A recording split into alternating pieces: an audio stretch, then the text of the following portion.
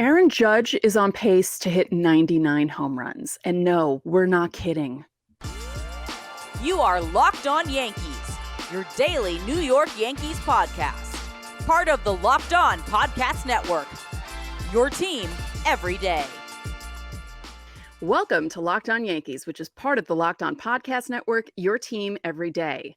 I'd like to thank you for making us your first listen. I'm your host, Stacey Gotsoulias, and today's episode is brought to you by Ultimate Baseball GM. If you've ever dreamed of becoming a Major League GM and managing your own franchise, then this game is for you. Our listeners get a 100% free boost to their franchise when using the promo code Locked On. Download in the App Store today. As always, I'm with my producer, Steve Granado. Steve, let's tell everyone what we got on this busy Monday. Busy.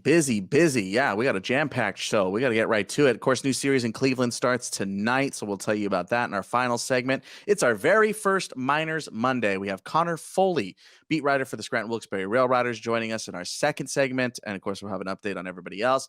First, we got to talk about this weekend. Aaron Judge, 2 homers on Sunday. Stacey, he's on a torrid pace already. Yes, and we weren't kidding in the open.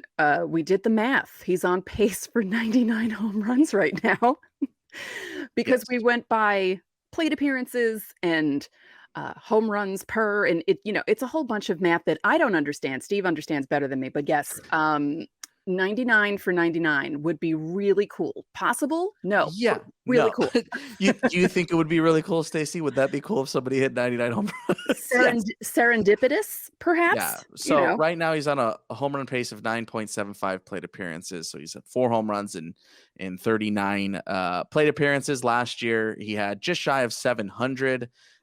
So that home run pace last season, which was still ridiculous, was 1 home run per 11.225 plate appearances, which is an incredible pace. Yes. But this pace better. And look, it's early, but I also don't think it's like too early. It's not like 3 days in, like we're a full week and change in now. So it's like he is swinging well. He's going to go through ups and downs, but it's a good start to his season. There is no denying that. Yep. He has a 42-game on-base streak, and last year he didn't hit his 4th home run till April 26th. So we're at a pretty good pace here. Yeah, he's April 9th. He hits his 4th home run. Mm-hmm. So, yes, he's going to go through lulls, but remember, he also went through lulls last season. So, is he going to hit 99? No. Can he hit more than 62? Stacey, your thoughts? I think he can. And hey, if MLB keeps screwing with the balls, yes, he can definitely do it. Can he hit, say, 67? That would be something. I know in the last 162, he's hit 65, so it's possible. Can he hit more than 70? That might be tough. Also, if he gets into this groove again where it's possible that he can even pass his own record, you might see Boone put him in the leadoff spot again, so he'll have more at-bats. Get an extra at-bat, potentially a game. Yeah, I don't know. I mean, it's a torrid pace. It's to push that number even further, I don't think is out of the realm of his physical ability. I mean, having nearly 700 plate appearances last season, like you're pushing the limits there. Let's just take a look. 2022, he had 696, or 2021, he had 633. The only other season he had more than 600 plate appearances was 2017. He had 678. So obviously last year, the most plate appearances he had ever had by about 20. So he could do it. Yeah. He can get more than 700 potentially. But again, he'd probably have to slide into that leadoff spot to get that potential extra one a day. To get to that pace and have to stay healthy, which is always the case. But an incredible pace to start the year. Other things from out this weekend, Stacey. Jhony Brito. Unbelievable. Cutting through 5 innings. Yeah. It was, wow.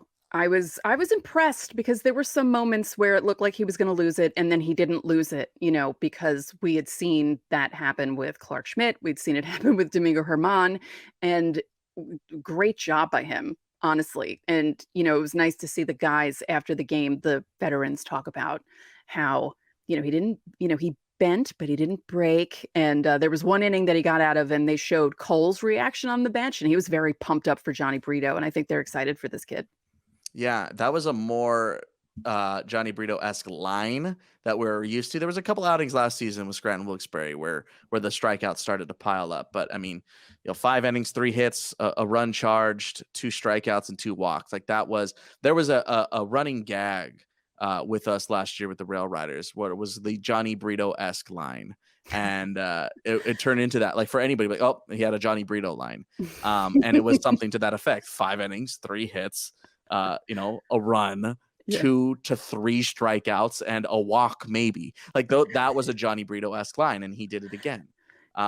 Stacey, your thoughts on him taking the 5 spot already? I know we're 2 outings in, but do you think this is starting to solidify a legitimate shot at bringing him in as the 5 man in the rotation, with Germán and Schmidt maybe sliding out once everybody gets healthy? Yeah, I could see it happen. I think, especially if he keeps pitching the way he's pitching and he has an outing, maybe his next outing is more into 6 innings, I think he could definitely push those guys out. I'm just looking up Jhony Brito and what he's been able to do so far. Total numbers, 2 games total, 10 innings, 5 hits, that 1 run charge and 8 strikeouts. Opponents batting 152 against him. He's induced 1 double play ball. So yeah, I mean, it's looking good, obviously, against some quote unquote weaker teams. Right. Yeah. That is, and the Orioles swing a lot. Caveat.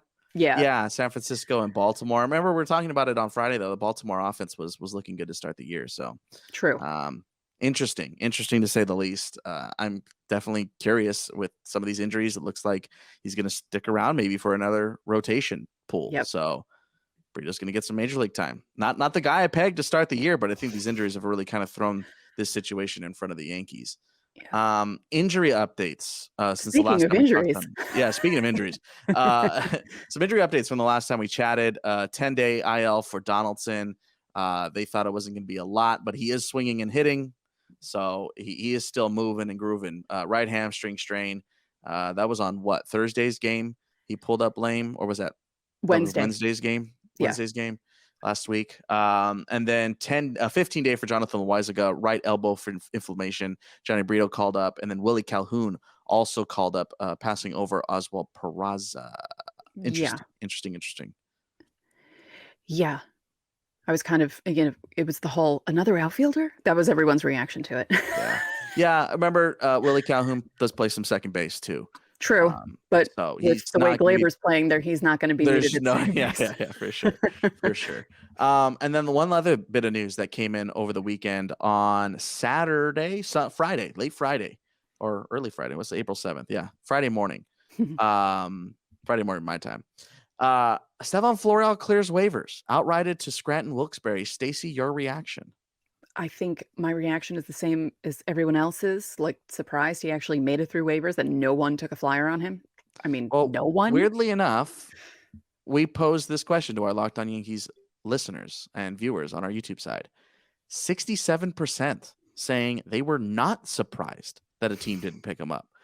I am surprised by that poll. Right. Yeah. So a decent chunk, and again, we put it out before the episode, and it definitely will have more votes by the time you're watching this. So you can always be a part of our community tab, by the way. So definitely do that. Hit subscribe. That way you get some of our polls that we put out. We try to put out as many as we can throughout the week to get how you're feeling, and you get your input put into the show. But yeah, I'm surprised that nobody claimed it, especially considering how Miguel Andujar got claimed last year by the Pirates in a very similar kind of situation. Yeah. That Flo made it through, and he was outrighted to AAA. So he will likely join the Railriders on Tuesday. Yeah. Maybe it's because it's so early in the season and other teams don't have a need. I don't know. It's weird. Yeah, maybe not enough injuries have occurred to where they're like, oh, we can take a fly on this guy. Yeah. I don't know. Like, because we know the strikeout numbers are there. But it's not like Franchy Cordero doesn't have strikeout numbers. Like, right. But hey, Franchy's working out so far. So far, so good for him. Yeah. He's had a good April in a kind of a roving role. So he's getting some playing time, and he's making the most of that playing time. So let us know in the comment section. How do you feel about Florial? Do you think the Yankees have mistreated him? Do you think the Yankees have treated him the way you anticipated? Do you think he'll get called up again? That would be a whole new wrinkle into this whole thing. Beeter is close-ish, still anticipating here by the end of this month, maybe early May. But yeah, I don't know. I'm surprised that nobody picked him up. That's very strange. Coming up when we come back, Conor Foley of the Times-Tribune in Scranton joining us to talk Railriders, and then we got updates from Somerset and Hudson Valley, our first Miners Monday of the year. So stick around.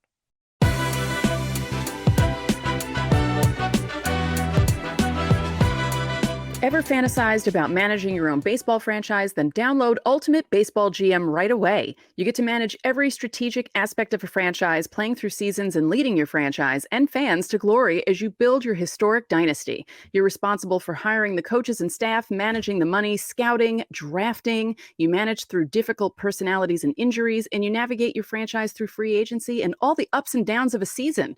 All this in a challenging and realistic game world. Ultimate Baseball GM is completely free and playable offline. Play on the go, as you want, and when you want. Locked On Yankees listeners get a 100% free boost to their franchise when using the promo code Locked On in the game store, so make sure to check it out. To download the game, just visit probaseballgm.com, scan the code, or look it up in the app stores. That's progm.com. Ultimate Baseball GM. Start your dynasty today. And this episode is brought to you by Rocket Money. Have you ever forgotten a free trial subscription and then ended up paying for it? Rocket Money can help you with that. Over 80% of people have subscriptions they forget about. You could be wasting money and not even realizing it. Rocket Money helps you find those forgotten subscriptions so you can stop paying for ones you don't use. Most Americans think that they spend $80 a month on subscriptions, but the total is actually closer to $200. It also helps you manage your finances in one place, automatically categorizes your expenses so you can easily track your budget in real time and get alerted if anything looks off. I have Rocket Money, by the way. It's awesome. It's a personal finance app. It finds and cancels unwanted subscriptions. It manages what you spend every week, and it lowers your bills all in one place. So stop throwing your money away, cancel those unwanted subscriptions, and manage your expenses the easy way by going to rocketmoney.com/lockedonmlb. That's rocketmoney.com/lockedonmlb.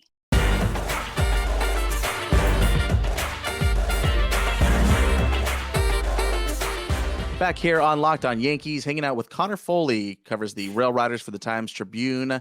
Conor, thanks for hanging out with us today, man. First time having you on the show this season. I wanted to start with an Oswald Peraza update. Our understanding is he's been held out of the lineup over the last couple of days with an injury. Do you have any updates for us? From what I've heard, and I know that this sounds very skeptical in Yankee land these days, it's not that big of a deal. I think they're really just like, maybe this popped up. He finished out his last game that he played, and he played maybe his best game of the season, hit the ball really hard, made one incredible defensive play, and then one really good play to turn a double play to end the game. So he played the full game that day. And then, maybe his hamstring, like Boone said, started maybe kind of barking a little bit. And the Yankees and Railriders probably saw that if we hold him out these 2 days, then he gets 4 days off, which is basically an eternity in baseball. Like, who gets 4 days off outside of the All-Star break? So maybe it changes when I show up at the ballpark on Tuesday, but I don't think that they're very worried about it right now. Yeah, because the Railriders had Sunday off after a doubleheader on Saturday, which means they get that day, he got a day, and then they get the Monday off. So yeah, that's like an eternity, as you said. Do you see anything out of him? I mean, you got to watch him all last season, but do you see anything out of him a little bit differently in this first week? Is there a chip on that shoulder, or how's he been playing day to day? I think it's been pretty much the same, but I mean, like you saw last year, the big thing with him was the slow start, and whether that was the weather or the new surroundings. Like, I know that he didn't love the way that the light was at PNC Field, not necessarily the lights, but just how bright it was hitting when the game started, that there was a lot of adjustment for him early last year. And now the thing I've been kind of impressed by so far is that it seems like he's adjusting maybe a little bit quicker than he has in his career at any point. And I know, his first 3 hits were all broken bat singles. And So, it's not a great start in terms of how many bats he has, but I think like we started to see some signs in these last couple of games where now he's starting to hit the ball harder.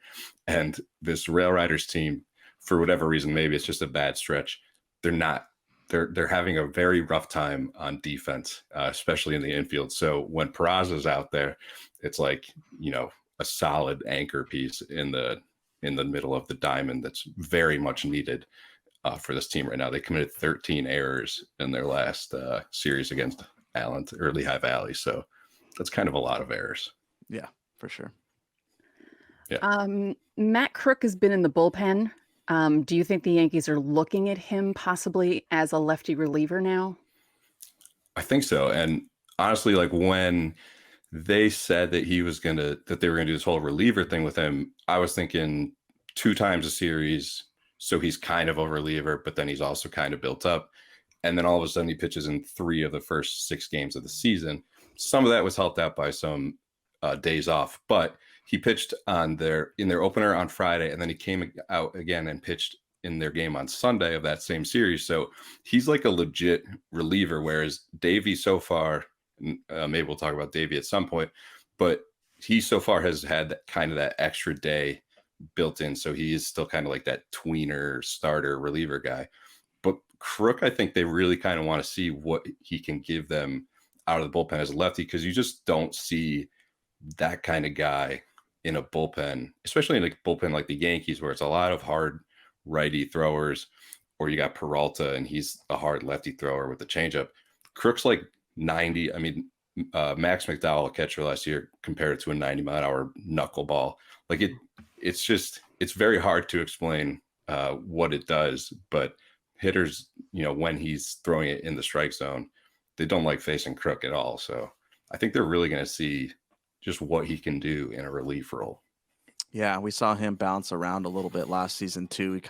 That was not for those types of reasons that it seems like now, is more just out of struggles. But we polled the Locked On Yankees audience, and 85% of our respondents said that the Yankees need to add a left-handed reliever, and they have essentially that option right there, which they really didn't have last season. So I'm curious to see how that plays out. Has that been going well for him so far? Have you talked to him about it? Does there seem to be a bit of an adjustment for him there? When he was coming up in the Rays, or maybe it was even back when he was in the Giants system, he had a couple years where he was mostly pitching out of the bullpen. Now, I haven't looked at it closely enough to determine whether that was like strictly a piggybacking role or whether he was really being used as a reliever in those games, but he was definitely not starting those games. So he kind of had some experience coming into this. And then I think Krook is just kind of at the place in his career where he just wants to get up to the major leagues. I mean, He should have been taken in the Rule 5 draft ahead of the 2021 season, because he had made it to AAA the year, or whatever the Rule 5 draft that was canceled. Krook should have been taken in that Rule 5 draft because he had already made it to AAA. He had success at AAA. He's a lefty. He's a big dude. He should have been taken, and then he didn't get taken. And then so finally the Yankees add him to the 40-man this year. Basically what I'm saying is he's much older in terms of, where a lot of guys are who kind of run out of that service time control in the minor leagues. So I think he really will just, at this point, do whatever it takes to get up to the majors. Yeah. One last before we let you run away here, Connor. You mentioned Deivi Garcia. He's been pitching out of the bullpen. Do you think the Yankees' plan for him is bullpen moving forward as well? I think so. And when I was in spring training this year, I asked Aaron Boone, whether he saw Deivi as a starter more or whether he saw him as a reliever. And he kind of like really gravitated to Deivi as a reliever because he kind of liked or was tempted by the possibility of what he could do in a once through the lineup situation. And, for whatever reason, Deivi's development kind of hasn't gone as planned since 2019, but I've never really seen Deivi let it get to him. And he's kind of in a position now where he was at a point when the struggles were bad, where everything looked super mechanical in his delivery, and it didn't look like he was comfortable on the mound. And you could tell that was impacting how much he could throw strikes and stuff like that. He goes away last year, comes back at the end, looks a little more fluid, looks pretty good. And then this year, he looks super comfortable in his delivery, where he's like varying time to the point where he doesn't even know. I asked him, like, are you doing this on purpose? And he said he's not doing it on purpose. He's just out there throwing. And the stuff is really good too. He's still working on this cutter that they found last year, right before he got hurt. And that's still a work in progress. It was really good last year. And it's not like this slidery cutter kind of thing where, you see a lot of guys throwing a cutter, but Deivi's cutter is like a harder cutter. It's like, above 90 miles an hour when it's on. And so now I think he's just kind of learning. I think he's still adjusting to that a little bit. And, I remember him talking to him after one of his outings, and he's like, I'm still trying to get that down. But I think once that happens, for sure, it'll give him a weapon against lefties and righties. As long as he's throwing his fastball, which has been mid 90s to 97 this year, like that's going to work for him in most situations against righties, especially with, that half turn that he does on the mound adds a little bit of deception. So I don't know. I love the kid. I hope that he figures it out, and maybe this is a role that he could really fit into. And he's doing it at a, fairly timely time, for lack of a better word, that everybody seems to be getting hurt in New York, and now he's an option. So hopefully it works out for him. We'll see. Conor Foley, his Twitter is linked to the episode description. Thanks for joining us today, man. Thanks, guys. Thanks again to Conor Foley for joining us here for our Miners Monday. Shoot him a follow. Tons of great information from Scranton Wilkes-Barre from him. Other things to note here in the first week of play in minor league baseball, Spencer Jones is off to a red-hot start, the number 5 prospect in the Yankees system. He homered in his first high-A game with the Renegades, 6 for his first 13. He went 3 for 5 on Sunday, a couple of doubles, a couple of RBIs. This is what Hudson Valley manager Sergio Santos had to say about Spencer Jones. Yeah, look, what's not to like? He has all the tools, the athleticism, but he also has the right mindset. He comes to the field prepared to work every single day. When he's out on the field, he gives you everything he has. He's a manager's dream. So Spencer Jones is off to a hot start. To other things of note, man, the Somerset pitching staff and the starting staff is looking incredible to start the year. Richard Fitz, Clayton Beeter, Will Warren were incredible to open the season with the Somerset Patriots. Richard Fitz, who was one of my picks to click in spring training, number 29 prospect in the Yankee system, 4 innings of work, 4 hits, 2 runs, 8 strikeouts in his first outing of the year. Clayton Beeter, number 9 in the system, 4 1/3, 4 hits, 1 run, hit a batter, walked a batter, struck out 7. And how about Will Warren? Number 8 in the system. He struck out 8 over 5 2/3, gave up just 2 hits in a shutout outing. Man, great start to the year for the Somerset Patriots, defending Eastern League champions. So lots to be happy about, especially on the pitching front. And Stacey, we were talking about how the Yankees kind of been gutted as far as pitching depth at the higher levels. But Fitz, Beeter, Warren, haven't even brought up Randy Vasquez to start the year. Like, there's a lot of guys still coming up through the system, and they're not obviously ready for major league action, but future looking bright already here for Yankees pitching depth, and they just keep spurring them out. It's truly magnificent, truly incredible. Drop a like, by the way, here on our YouTube side. If you like these Miners Mondays, we are going to keep doing these every Monday. Our second segment will be dedicated to minor league Yankee baseball talk. So that's going to do it for this first edition of it. Hopefully you liked it. Again, let us know in the comment section if you did, and we will keep doing that. Coming up, a look ahead to the Cleveland Guardians series.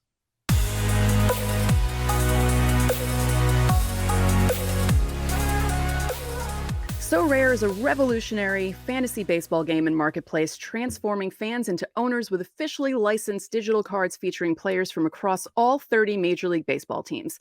Unlike other fantasy platforms, So Rare managers truly own their fantasy experience, collecting, buying, selling, and competing with player cards against global opponents to win epic rewards. Win or lose, you still own your cards, and there's no cost to play. The game weeks happen twice weekly. They span 3 to 4 days, and at the end of each week, So Rare MLB managers who rank near or at the top of their leaderboard will win a variety of rewards. And there's a whole bunch of different types of rewards, and they're all very cool, but you have to check out So Rare. And the prizes vary depending on the competition. So head to sorare.com/lockedon. That's spelled SORARE.com to draft your team of free player cards, set your lineup, and start competing today to win epic rewards. Again, that's sorare.com/lockedon to start playing today.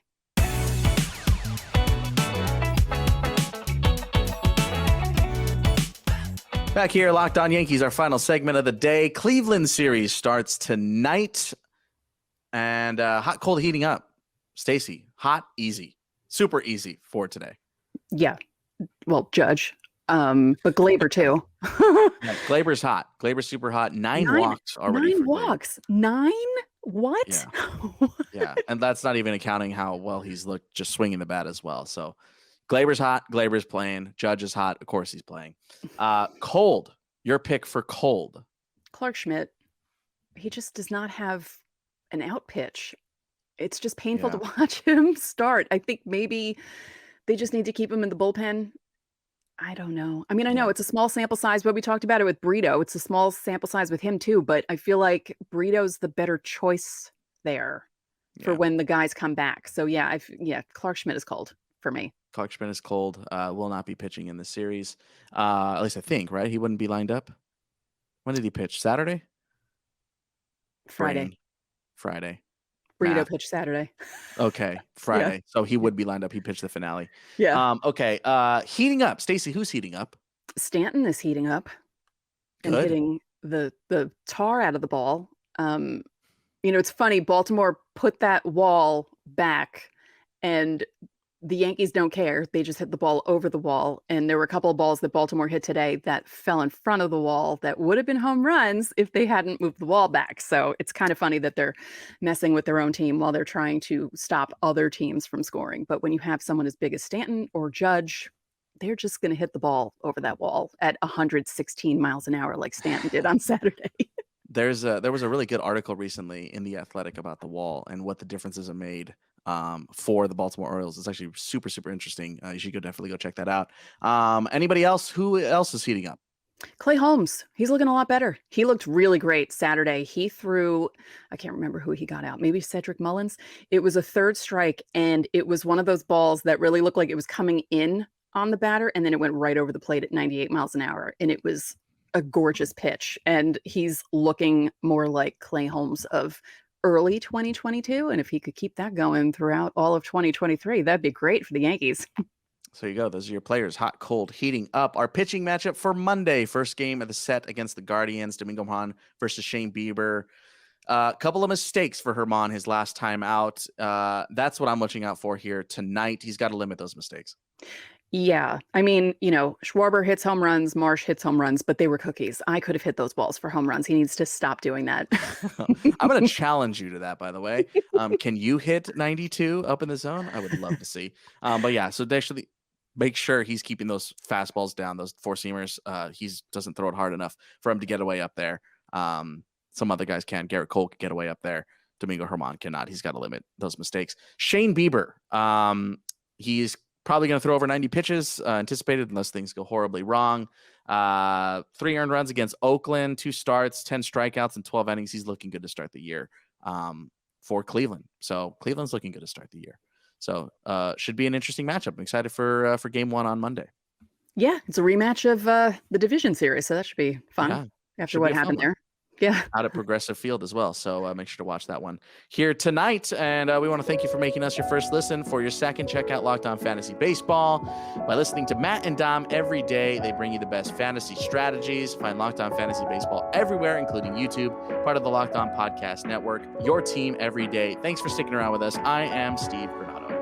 And I'm Stacey Gotsoulias, and we'll see you tomorrow.